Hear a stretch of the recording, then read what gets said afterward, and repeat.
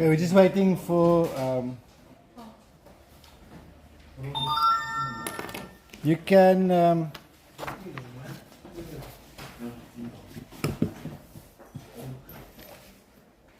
Okay, is the screen clear? You guys can also. Everything that I'm going to show is your extract out of the official PAD document for grade 12s. Please close the door. And I'm going to just do a general talk through. This entire PAD document is already in 4 episodes, well, at least from the very start up to the end of research, is on HowToEGD, episode 1 to 4, covering everything that I'm going to be talking about now. So it's not, my intent isn't to go into all of that detail that's in those 4 episodes.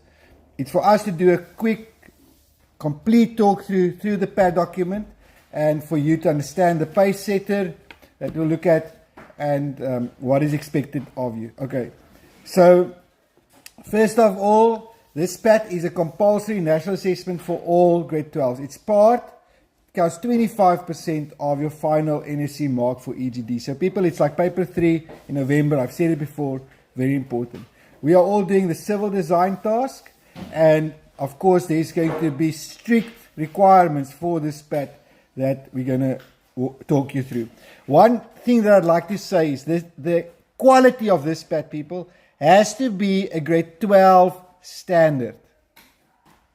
Are you hearing me? The quality of this PAT cannot look like it was done by your self in a rush. Okay, it's going to have to be a quality work. All right, I'm going to show you some examples also later in this video. Yeah. University Yes. applications, do we usually use our PAT for as A great question. Thank you so much.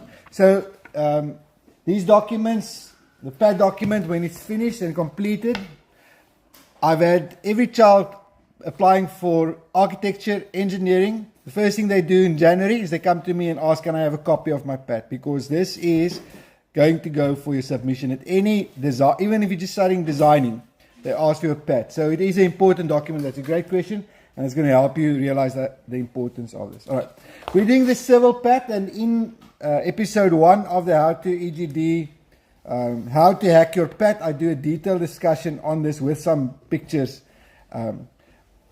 We've gone through this. You understand that you are designing a new conference center. Okay, not going to look into the details now, and this we'll go through that in a moment.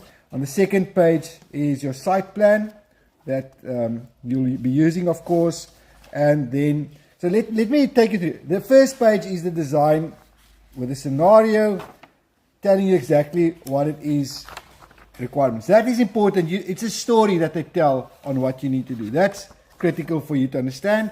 And I've taken the time to highlight all the different things that is basically specifications for you or constraints. Okay.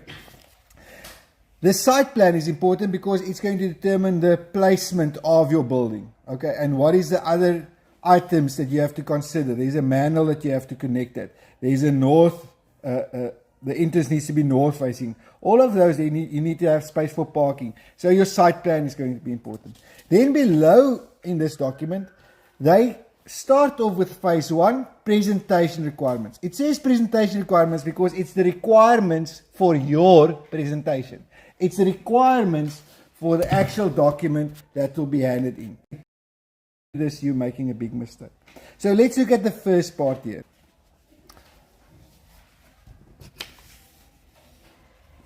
Okay, maybe that's going to work. All right. So analyze the given scenario. This is what you have to do. You have to analyze the given scenario and you have to formulate a design brief in 2 paragraphs. How?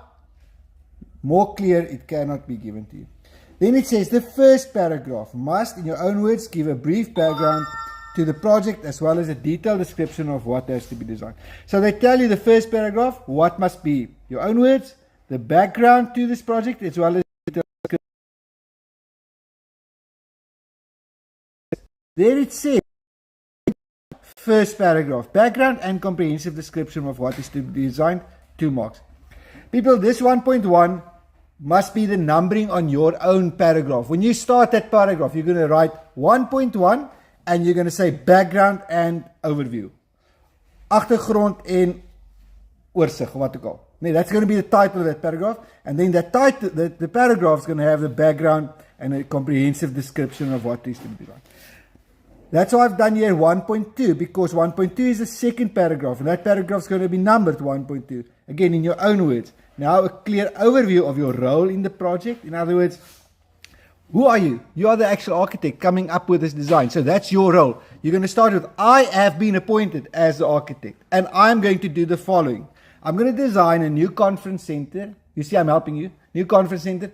And I'm going to follow this process. I'm going to start with listing the specifications and the constraints. Then I'm going to do, what do you do after that? After that, you have to first do your management plan. You have to manage set up a plan for yourself. After you've done the plan, then you do the research. And you're researching these 3 topics.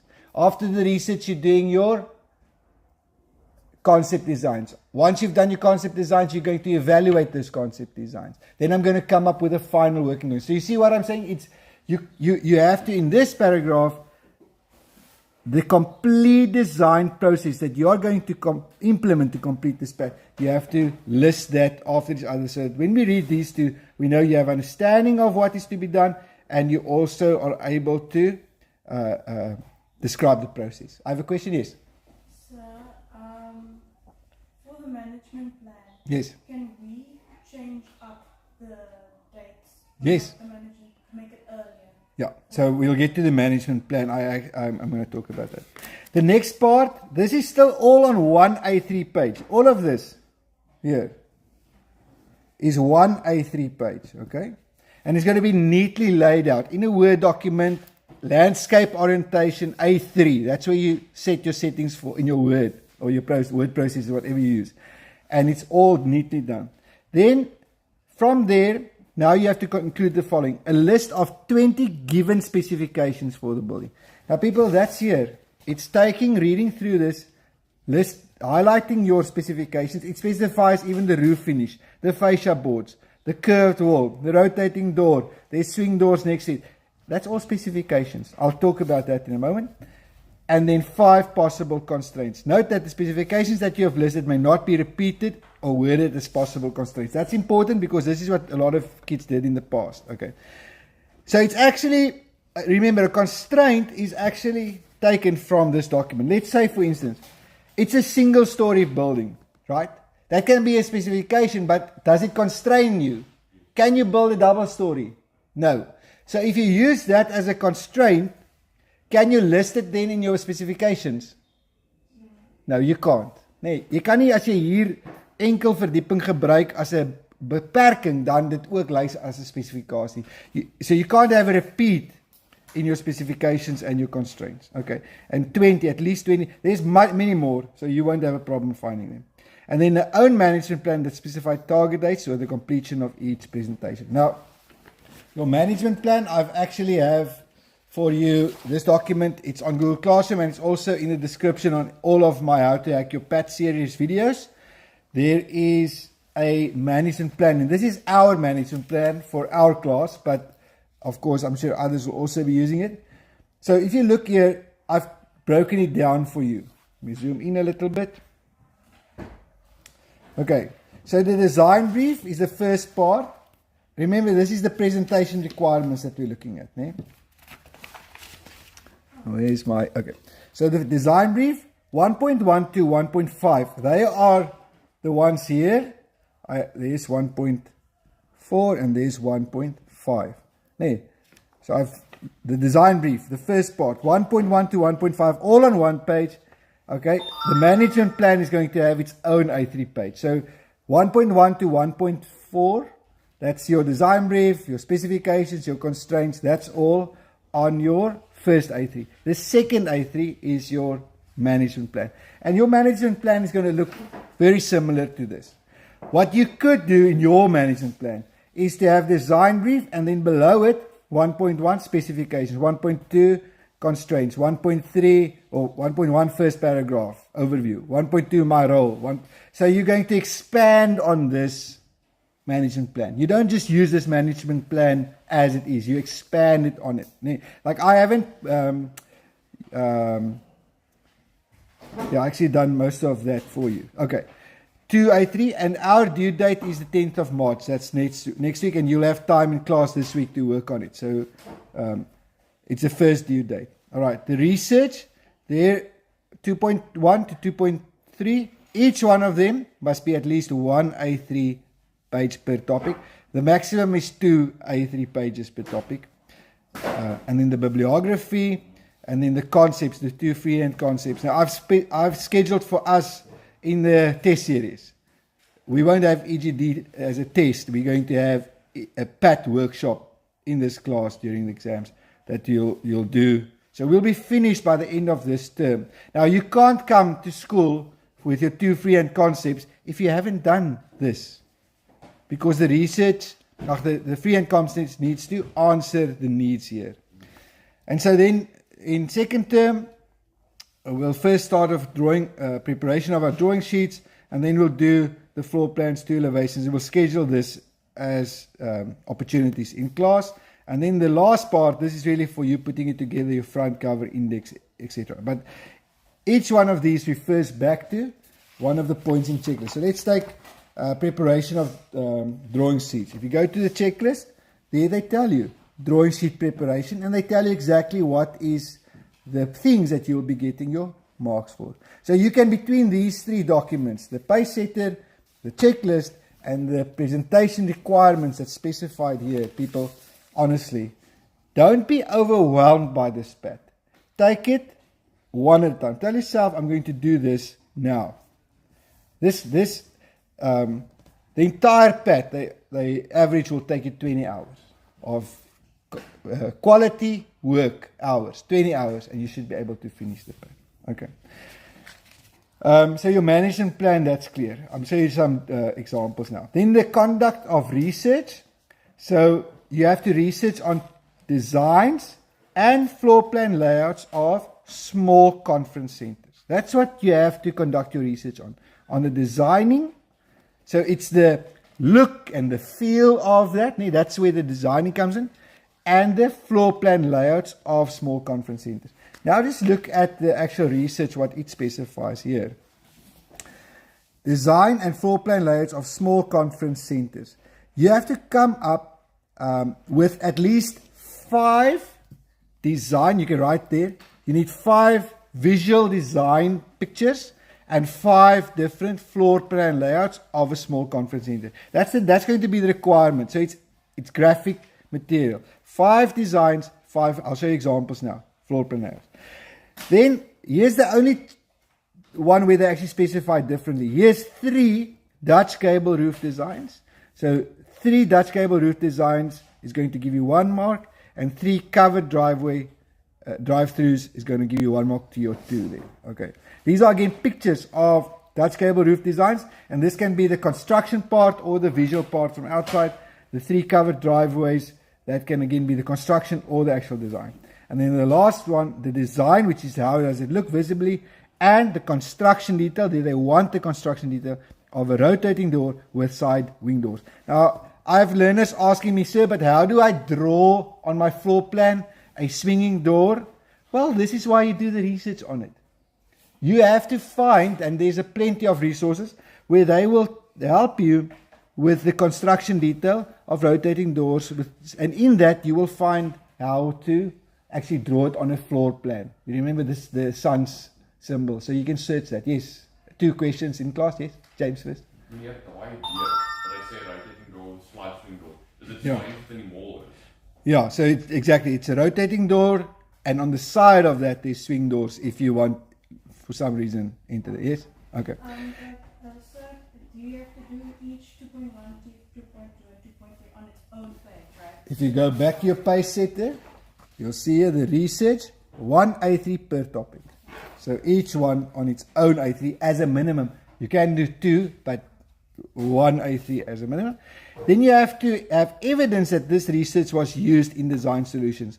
So don't just dump random images and think you're going to get your marks here. You have to actually consider which images do you place here, because I'm going to look in your actual final designs whether you've incorporated some of those elements that you've researched. My tip to you here is that if you do, let's say you do design and floor plan layouts of small conference centers. Now I have 5 different pictures. Next to that picture, why don't you give an indication on, just like a label or a note that says, hey, I really like this. I'm going to use that in my design. That's basically, or maybe this won't be as appropriate for our needs. You understand? So just, we'll look at that practically now.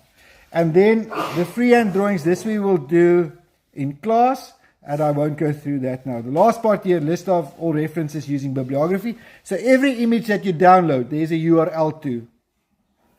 Am I right? So you need to, just on a, there's a full way of doing bibliography that's very complex, but at the minimum, your image needs to have a number. Like say the first one here, design of floor, it's the first image is number 1, and the bibliography was my image number 1 was, I got it here, here's the link. At least that. Then you have a bibliography. We're able to go and find that image again. If you want to add the date that you downloaded it and the website and details, those things will be more beneficial. Who was the creator of that image if you want to, but at least have each image a reference in the bibliography for you to get 2 out of 2. Remember, I'm pushing you to get 100% here. That's what I want from you, 100%. Okay, let me, so this research here talks about exactly what I've just said now. Okay, let's look at just their note here on the research. The research must be relevant and should therefore be in the form of graphic material, pictures and illustrations. Easy. Do you want to write a paragraph? Please do so. Are we going to mark that paragraph? Most likely not. We're wanting pictures and illustrations. Okay. Evidence of at least 5 different examples of each research topic must be included. That's where I say the 5 images for each of those parts. Okay. It's all in here. Take a moment to read it. Can you get where else can you get pictures? In our town we have actual conference centers. Take an afternoon, and I really want to urge you to go and ask permission. Take photos there. Take a measuring tape and actually measure the sizes, because a picture that you download from the internet, does that give you the size of the room? Most likely not. You're going to have to do a bit more research in that sense. So if you go and you actually take a picture of yourself where you take a measuring tape, hey, look here, I was in this conference center, I measured the boardroom and that's the size. Yes, of course I'm going to give you full marks for that because you've done that effort. And are you going to use that? Of course you're going to use that in your actual pad, much more than the picture that you've taken. So really, there's, all of you know of a hotel. It doesn't have to be it can be a hotel with a boardroom, or it can be a guest house with a boardroom. You can even check the school's boardroom for all I care. But a boardroom, conference center, those kind of things, please go and visit them. The swinging doors at the mall. If you go to the mall next time, remember to take your measuring tape with and a quick photo. Ask the security guard to take a photo for you. But I'd love that. Then it's not just one-dimensional, the night before Google Images. It's not going to be beneficial for you. The research material must be aesthetically presented and may not exceed 4 A4s or 2 A3 pages per topic. So you know what my expectations are. There must be clear evidence that the research has been used and the bibliography. Okay, not going to go to the freehand concepts now. That's for our next time. Let me look at, I'm going to just page you through. Now, of course, this was previous years and it's not a conference center, but you'll see here, it's not neatly bound. The 2-point perspective that the children drew in the end, that ended up on the front. I've got a question, yes? Yeah, is the green room here in Jeffrey's boardroom? Yeah, very good idea.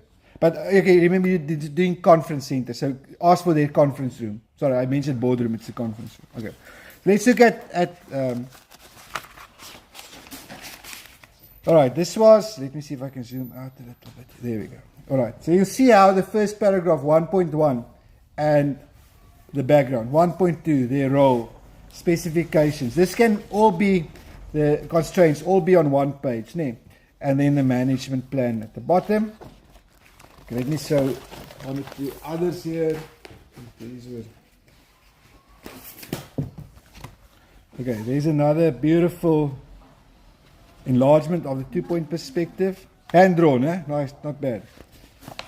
Okay. So in the end, we'll do the index. I'm not going to talk about the index now, but the full index is going to be required. Oops. There was again the design brief specifications, constraints, management plan, gives you an idea of how other kids did it, and then the actual research. A lot of pictures, all right, and clearly labeled. More, because they had a different project, but you see the idea. Much more imaging than actual writing. Okay, and there's a list of bibliography for this learner. You see there, I have one or two others that I'd like to show you.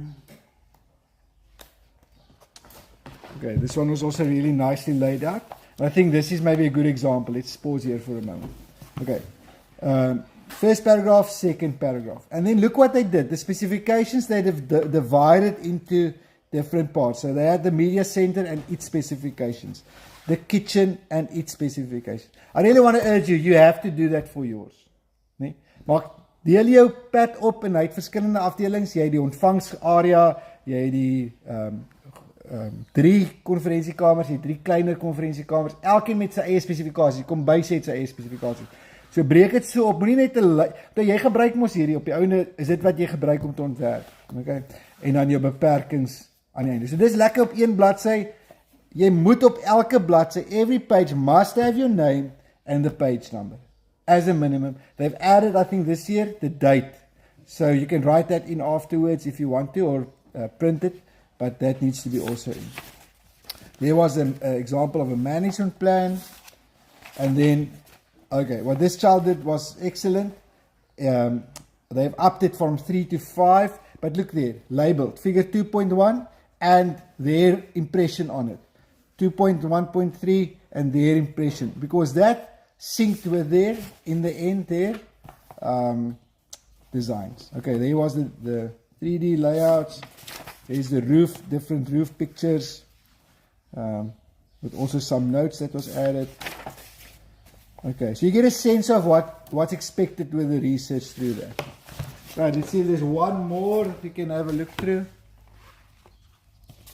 So these learners all were top achievers, so they really did excellently well. There's index, beginning, and then again, the layout, there's the specifications, again, group, kitchen, toilets. Don't mind pictures, but ideally, make sure you use your space on your page. If you can, let's not have too many white spaces open on those papers. Okay. So the management plan afterwards, you can populate that with a, you've got the due date, but the end date. Yeah. Again, so it gives you an idea. Right. Try and get pictures in these white spaces. You at least have 5 pictures that you have to put in, so you should be alright. Oh, did you actually recognize one or two of these homes? Okay, yeah, this one is one. So you see, yeah, and I actually saw quite a few Dutch cable homes also in Jeffries. So it's worth your while to drive through and find those. Okay, so for us now as a focus that I'd like you to start with is this first part, the design brief and your research.